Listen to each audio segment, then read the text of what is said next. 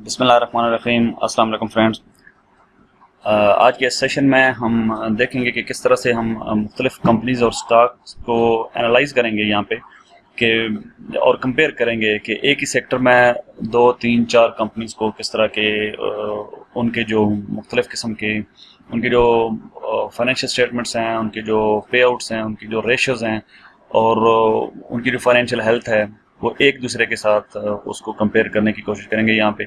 और अगले लेक्चर्स में हम एक investing.com से डाटा जो एक्सट्रैक्ट करके एक्सेल शीट में जाके तो वहाँ पे उसको मुख्तलिफ तरीके से एनालाइज करने का वो भी तरीका आपको बताएंगे। यहाँ पे जो एक बहुत ही पाकिस्तानी वेबसाइट है scstrade.com, बहुत कम्प्रिहेंसिव नॉलेज है इसके ऊपर, अच्छी रिपोर्टिंग की हुई है इन्होंने। मुख्तलिफ तरीक़ों से कंपनीज को एनालाइज करने का जो पोर्टल है वो बहुत, मिसाल के तौर पे यहाँ पे अभी हम देख रहे हैं कि डिजी खान सीमेंट जो बाई डिफ़ॉल्ट अभी खुला है उस लिंक में जो सेव था तो उसमें एक जो आज के दिन की जो इसकी जो स्टॉक की ट्रेडिंग प्राइस है, फिर आज जो कम से कम और ज़्यादा से ज़्यादा, इसी तरह मंथली रेंज और 6 मंथ रेंज और फिर 2 वीक्स की रेंज जो है। इसके अलावा काफ़ी सारी चीज़ें हैं जो इसके ऊपर हम एक दो वीडियोज़ अभी बनाएंगे कि ये सारी चीज़ें हम यहाँ पे जो है वो किस तरह से एनालाइज करते हैं। यहाँ पे हम फंडामेंटल एनालिसिस में जाके तो स्टॉक कंपैरिजन में जाके तो मुख्तलिफ स्टॉक्स को हम क्या करते हैं कि यहाँ पे ओके, यहाँ पे बैंकिंग सेक्टर में UBL लिखते हैं, यहाँ पे MCB लिख लेते हैं और NBP, Meezan bank, HBL, 5 companies को यहाँ पे हमें ये अपडेट करेंगे। इन पांचों की इंफॉर्मेशन जो है, इनकी एक समरी जो है वो हमारे सामने आएगी। हम देखते हैं इसके फंडामेंटल्स पे जाते हैं, क्योंकि हम बेसिकली ये सारा काम जो हम कर रहे हैं ये फंडामेंटल एनालिसिस में आता है। टेक्निकल एनालिसिस और चीज़ें वो उनको हम उसमें उस टॉपिक में जाके डिस्कस करेंगे। यहाँ पे देखें कि ये हमारी पांचों कंपनी जो हैं वो ये ऊपर हेडर पे जो हम वहाँ सेलेक्ट किए हैं वो आ गई हैं, और ये कंपनीज का जो टाइटल है, नेम है, वो आ गया यहाँ पे, और ये सेक्टर आ गया।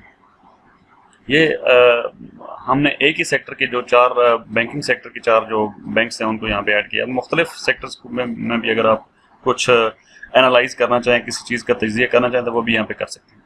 ये देखिए कि इसमें हम देख रहे हैं कि एक तो सब बैंक्स जो हैं ना उनकी जो स्टॉक प्राइस है रिसेंट वो हमारे सामने आ गई है, और नंबर ऑफ शेयर्स आ गए यहाँ पे, और लास्ट एनुअल EPS जो है कि जो हमारा जो सालाना इसका जो EPS है वो यहाँ पे हमें नज़र आ रहा है।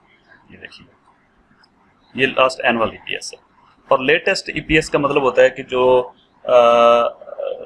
जो आपका लास्ट क्वार्टर का जो अर्निंग पर शेयर जो उसका रिजल्ट है वो यहाँ पे शो हो रहा है। ये मोस्ट रिसेंट होता है, ये लेटेस्ट जो उसका EPS है वो। उसके बाद जो PE है, ये प्राइस टू अर्निंग रेशो होती है। इसी तरह इसकी आप सब की यहाँ पे कंपेयर कर सकते हैं, और इसी तरह जो PE की जो एक्सपेक्टेड ग्रोथ है वो, इन सब की बुक वैल्यू जो है वो आपको यहाँ पे नज़र आ रही होती है। इनको आप एक दूसरे के साथ कंपेयर कर सकते हैं। इसमें फ़ायदा ये होता है कि आप यहाँ पे अभी सारा डाटा एनालाइज करके आप देखें कि एक कंपनी है उसका यहाँ पे जैसे हम देखते हैं कि ये जो 2 बैंक्स हैं,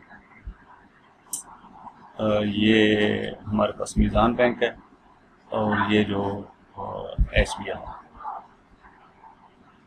इसका जो नंबर ऑफ शेयर्स हैं वो ऑलमोस्ट हमारे पास जो है वो मिलते जुलते हैं,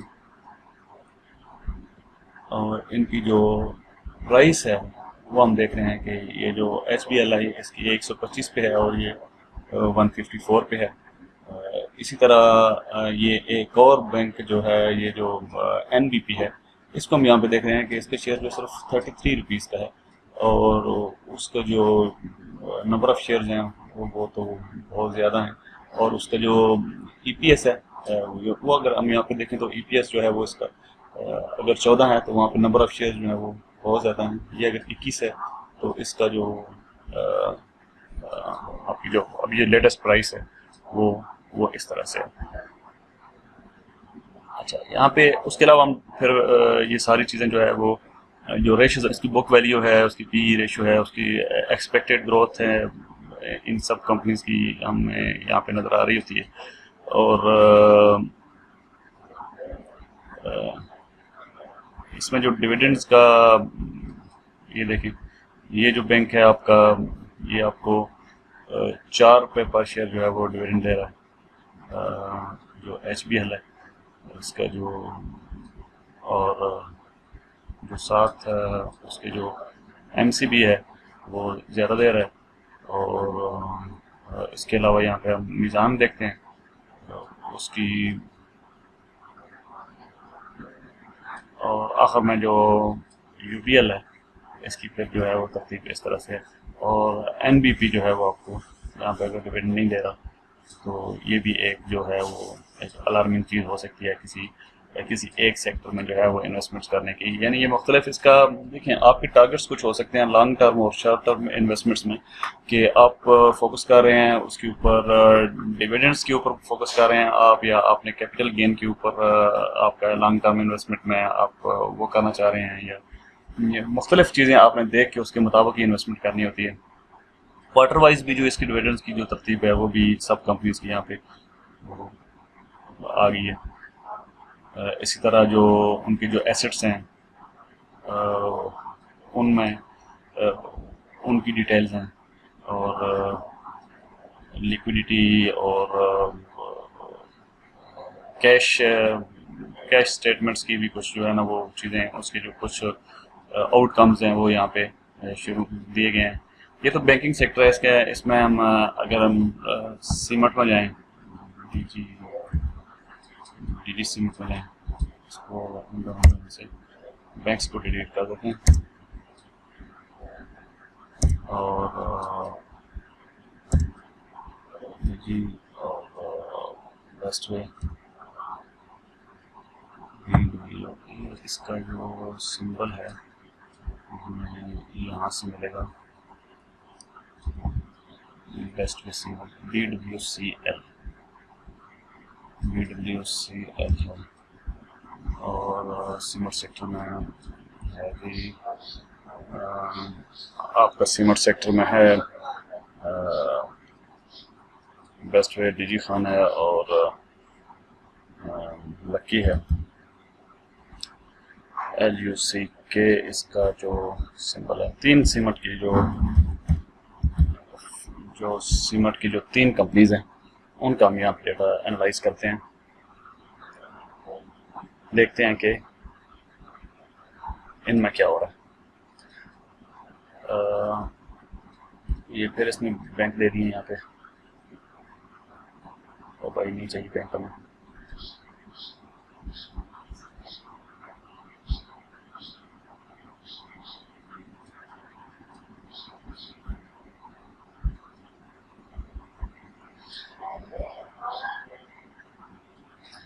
इसमें मेरा ख्याल है कोई एरर है, चले हम इसको इग्नोर करते हैं। बैंक्स को इग्नोर करते हैं, सिर्फ जो सीमेंट के ऊपर हम फोकस करते हैं। पहले 3 जो है वो उसके ऊपर। ये देखें, इसमें लकी सीमेंट की जो शेयर प्राइस है वो 830 है, और DG खान की 106 है, और बेस्ट वे की जो है वो 556 है। इसमें जो मेरे ख्याल में जो उसकी अपनी प्राइस से ज़्यादा प्राइस है वो लकी सीमेंट की है। ये शायद थोड़ा ओवर वैल्यूड है। इस कंपनी के कुछ और प्रोजेक्ट्स से पिछले कुछ न्यूज़ के मुताबिक उसकी वजह से ये इसकी प्राइस जो है वो इतनी ज़्यादा यहाँ पे हमें नजर है। जो EPS है वो भी लकी सीमेंट का जो है वो बाकी जो सीमेंट इंडस्ट्री में यहाँ पे हमें कुछ अच्छा नज़र आ रहा है। और ओवरऑल परफॉर्मेंस जो है ये 3 जो हमारी सीमेंट की हम यहाँ पे देख रहे हैं कि ये देखें, इसमें जो EPS है, इसका जो एनुअल EPS है वो भी ज़्यादा है, लेटेस्ट जो इसका क्वार्टर वाइज है वो भी ज़्यादा है, और ये जो इसकी प्राइस टू अर्निंग रेशो है, और उसका जो एक्सपेक्टेड ग्रोथ है अभी यहाँ पे ठीक है। बुक वैल्यू जो है वो इसकी 485, और इसके अलावा जो इसकी जितने भी ये रेशोज़ वगैरह हैं और मुख्तलिफ जो एंगल्स से जब हम इसकी देखते हैं कि इसकी सेल्स वगैरह जो हैं और इसकी जो एक्सपेक्टेड सेल्स हैं नेक्स्ट, वो भी, और ये सारा डाटा जो है वो बाकी जो सीमेंट के स्टॉक्स हैं उनसे बेहतर नज़र आ रहा है। इसी तरह से बाकी जो कंपनीज होती हैं उनका यहाँ से आप एक कंपैरिजन कर सकते हैं कि किसी एक ही सेक्टर में 2 या 3 या 4 5 कंपनीज के यहाँ पे वो लिख लें और उनको फिर यहाँ से जो है वो एक दूसरे के साथ कंपेयर कर लें, प्राइस वाइज भी, और उनकी जो वो अर्निंग्स हैं, उनके डिविडेंड्स हैं, उनके जो एसेट्स हैं, उनके जो नंबर ऑफ़ शेयर्स हैं वगैरह वगैरह, काफ़ी सारी चीज़ें हैं जिनको यहाँ पे आप वो कर सकते हैं। तो नेक्स्ट वीडियो में हम डाटा उठाएंगे investing.com से और उसको एक्सेल में लेके जाएंगे और वहाँ से जो है वो मज़ीद डाटा जो है उसको उसकी तरतीब और उसको एनालाइज करने का तरीका जो है वो सीखेंगे। आज के लिए इतना ही। अल्लाह हाफ़िज़।